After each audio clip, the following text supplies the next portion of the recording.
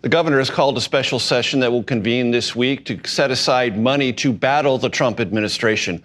Will some of that money also be set aside to protect migrants and undocumented immigrants in California as they seek either legal advice or continued legal financial backing to support their efforts to stay within California and the United States?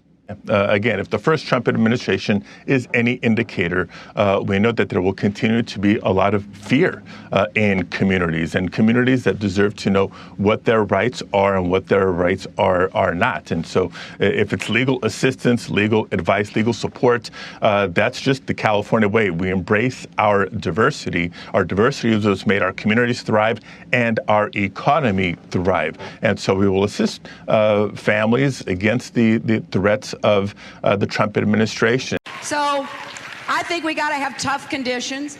Tell people to come out of the shadows. If they've committed a crime, deport them. No questions asked. They're gone. If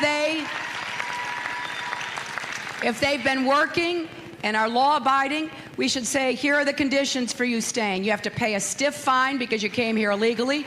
You have to pay back taxes. And you have to try to learn English. And you have to wait in line.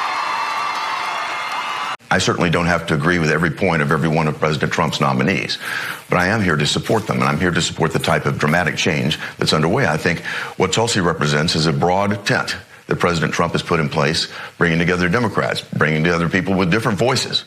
What he's doing is he's reaching out and broadening the party and broadening our reach.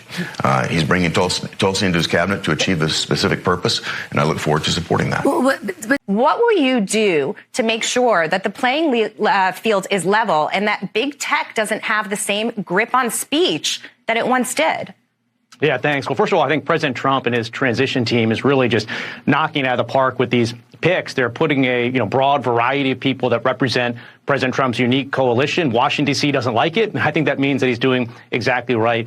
For me, first thing is get with President Trump and his team and make sure I understand 100% what their agenda is. After all, he's the one that was elected, his cabinet, his administration to reflect his priorities.